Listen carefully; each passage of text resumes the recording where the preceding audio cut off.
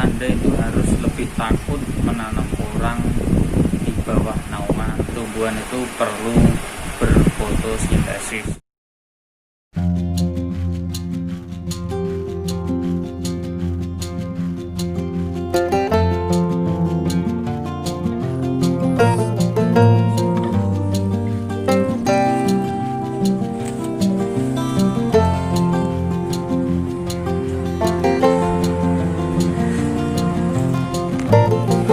Assalamualaikum warahmatullahi wabarakatuh. Jumpa lagi di channel Ngalor Ngidul, channel yang berisi tentang pembahasan seputaran bisnis di agen telur juga tanam porang. Oke, kali ini saya akan membahas masalah penanaman porang. Pertama, saya akan mulai dengan bibit. Bibit yang unggul adalah bibit yang asli Burman atau yang telah mati suri, dan umbi yang asli Burman dan mati suri itu berada di kisaran bulan 5, 6, 7. Saya akan memberikan beberapa contoh. Ini Burman di usia 5 bulan, usia bulan 5 maksud saya. Bulan 5 itu jelang kemarau, awal kemarau udah mati sehitungan, dan sekarang kan mulai tumbuh. Ini bibit yang bagus.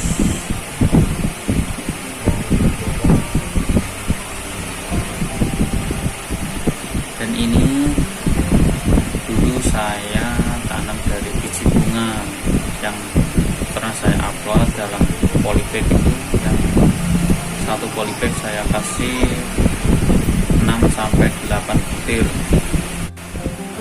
Jadi umbi yang asli Burman atau mati suri karena kemarau, bukan mati karena atau mati karena paksa. Nah, itu kurang bagus. Biasanya itu bisa bertahan sebulan dia udah membusuk. Kalau dia asli Burman, dia awet sampai bulan 9, bulan 10, bulan 11 dia awet, siap sampai musim hujan dia awet, siap tanam kembali. Cuman kalau di bulan 3, bulan 4 sudah digali, dipaksa untuk mati dulu, biasanya itu sebulan aja udah lembek ya, udah busuk. Nah, jadi umbi yang bagus itu adalah umbi yang asli Burman atau mati suri karena kemarau. Nah, untuk katak juga begitu. Yang bagus untuk bibit katak adalah yang asli Burman. Jadi batangnya ini sudah mati, sudah ambruk, baru kita pungutin kataknya. Jangan pas masih seger, itu batang masih seger kita petik. Nah, di situ nggak kuat, biasanya nggak bertahan lama juga, sebulan 2 bulan pasti juga udah busuk atau mengeras biasanya. Kemudian juga untuk biji bunga porang yang bagus juga yang udah tua, biasanya dipanen di bulan 6, 7.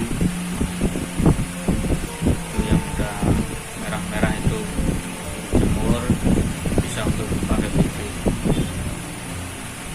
Itu kriteria bibit yang bagus. Dan saran saya, Anda ketika membeli bibit jangan gerusak-gerusuk. Di bulan 4, bulan 5, bulan 6 ini nggak usah gerusak-gerusuk. Memang di bulan 4, 5 udah ada bibit katak, udah ada. Nah, tapi kualitasnya sangat jelek.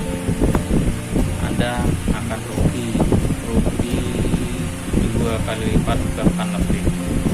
Contohnya Anda beli katak di bulan 5, memang asli Durman betul, bulan 5 Durman, terus Anda beli di harga 100.000, itu jatuhnya ada rugi. Kalau ada seperti itu, Anda beli di bulan 5, coba nanti di bulan 9, bulan 10 waktu tanam Anda timbang kembali, jadi berapa kilo. Nah, hitungannya susut, ada rugi. Yang kedua, pasti ada yang mengeras, ada yang busuk, itu hal pasti.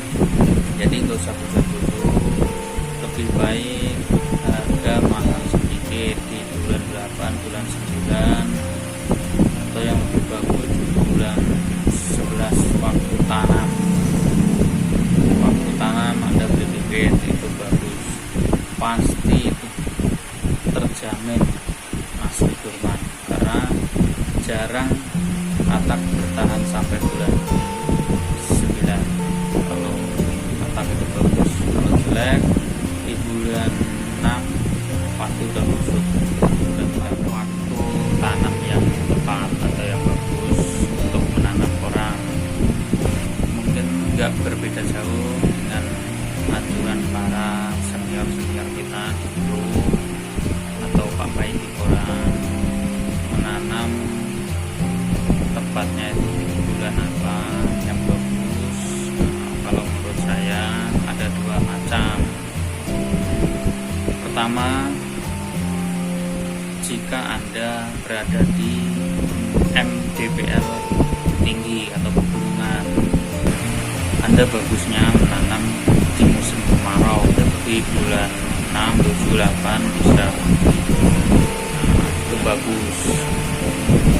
Nah, jika Anda berada di MDPL rendah, di bawah 100 MDPL, 60 MDPL, 70, 50, bahkan 40,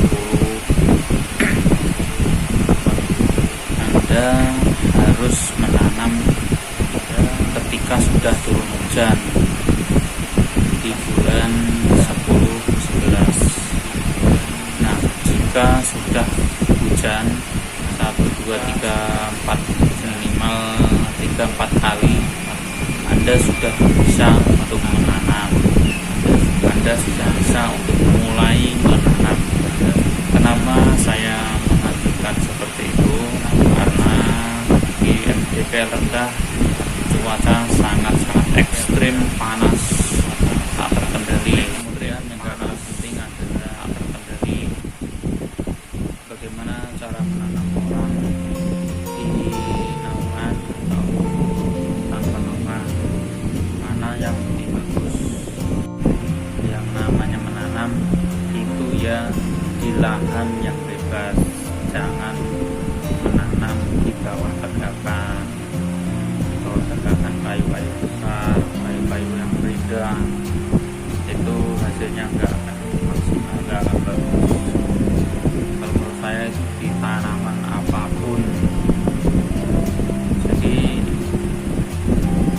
saran saya adalah Anda jangan takut menanam orang tanpa naungan, melebihi rasa takut Anda menanam tanpa naungan. Jadi Anda itu harus lebih takut menanam orang di bawah naungan daripada Anda menanam orang tanpa naungan. Jadi intinya itu Anda harus lebih takut Anda menanam orang itu di bawah naungan tegakan kayu-kayu yang besar-besar itu harus lebih takut. Jangan lebih berani, Anda akan terbiasa. Karena menanam di bawah tegakan pohon-pohon besar, apalagi pohon jati, itu hasilnya sangat-sangat buruk. Musim kemarau itu pohon jati itu belum lebat, daun-daunnya itu masih jarang-jarang. Cuman hujan selama sebulan 2 bulan, padi itu akan menyatu. Jadi sinar matahari nggak ada yang tembus, nggak bisa nembus ke tanaman kita. Jadi tanaman kita akan kerdil pertumbuhan, nggak ada asupan sinar matahari untuk mengolah makanan atau berfotosintesis. Jadi tumbuhan itu perlu berfotosintesis atau mengolah makanan. Jadi kalau Anda menanam di bawah tegakan pohon-pohon yang besar itu kemungkinan akan cenderung gagal. Dan lebih bagus itu yang tanpa naungan. Mungkin kita lihat itu dipandang mata itu nggak enak, mungkin lebih pendek, lebih kuning. Nah, cuma dia mau bertunas sampai banyak dan dia umbinya akan lebih cepat membesar. Coba Anda buktikan sendiri kalau Anda memang tidak. Yang nggak kalah penting adalah di mana lahan yang tepat jika Anda ingin serius di dalam dunia penerangan. Di lahan yang tepat adalah di lahan sawah kalau menurut saya, karena di lahan sawah itu lebih banyak air dan berkembangnya sangat-sangat cepat untuk proses pembulian. Karena saya sudah membuktikan sendiri. Dan di lahan di bawah jati atau di bawah naungan dia sangat kerdil, umbinya pun tidak berkembang sama seperti dulu kala yang dihasilkan sama, nggak berkembang sedikit pun. Dan saya mencoba, ada yang di lahan sawah, persawahan saya bekas padi itu saya tanamin koran, alhamdulillah bisa ada yang sampai hampir 1 kilo. Nah, jadi menurut saya kalau Anda serius dalam budidaya porang, jangan takut Anda tanam di sawah. Cuma Anda harus hati-hati, sawah Anda jangan asal-asal sawah. Sawah Anda harus lebih tinggi dari sawah-sawah yang lain, karena porang tidak mau tergenang air, nantinya akan membusuk dan mati. Jadi di sawah itu bagus, cuman jangan semua sawah Anda jadikan acuan. Sawahnya harus lebih tinggi dari sawah-sawah yang lain, jadi Anda bisa membuang airnya, Anda bisa membuat guludan dan airnya bisa langsung habis. Itu yang bagus kalau menurut saya. Dan untuk lahan tanpa naungan, Anda bisa merapatkan barisan atau jarak tanam, itu tidak masalah, tetap bagus dan tetap maksimal karena dia sinar mataharinya tercukupi, terpenuhi. Jadi Anda tanam agak rapat dari biasanya, itu tidak masalah, daripada kita kasih jarak lebar. Nah, sayang, jadi rumputnya menebal, kita sayang di situ. Penting kita tebalin tanaman orang, bukan tebalin rumputnya. Untuk lahan tanpa naungan, untuk umbi itu Anda bisa menggunakan jarak 40 cm, 40 kali 40 nggak masalah. Kalau bibit kata Anda bisa 30 cm kali 40 nggak masalah. Untuk bibit biji bunga itu lebih rapat lagi, 20 cm kali 20 cm enggak masalah. Daripada lahan Anda tebal dengan rumput, mending lahan Anda tebal dengan tanaman porang, itu lebih bagus. Nah, itu untuk sekalian solusi penanganan gulma. karena semakin tebal tanaman Anda, rumput gak akan kuat, rumput akan kalah. Oke, jadi mungkin itu dulu yang bisa saya sampaikan mengenai budidaya tanaman porang. Jadi intinya waktu penanaman porang yang tepat ada dua menurut saya, yaitu bila Anda berada di pegunungan atau MDPL tinggi, Anda bisa menanam di musim kemarau bulan 7-8 bisa. Kalau Anda di MDPL rendah 40-50 MDPL, Anda harus menunggu hujan tiba, hujan minimal 3 atau 4 kali baru Anda bisa menanam. Menurut saya, kalau Anda ngeyel di bulan masih kemarau, di bulan 6-7 Anda menanam, tanggung sendiri akibatnya kalau bibit Anda matang atau membusuk. Kemudian tadi bibit yang bagus, bibit yang berdurman, asli durman, harga durman, bukan durman karena dipaksa. Oke. Kemudian lahan yang terbagus di naungan atau tanpa naungan. Kalau menurut saya pribadi, lahan yang terbagus, yang terbaik untuk menanam untuk mayoritas tanaman. Mungkin nggak semua, ya mungkin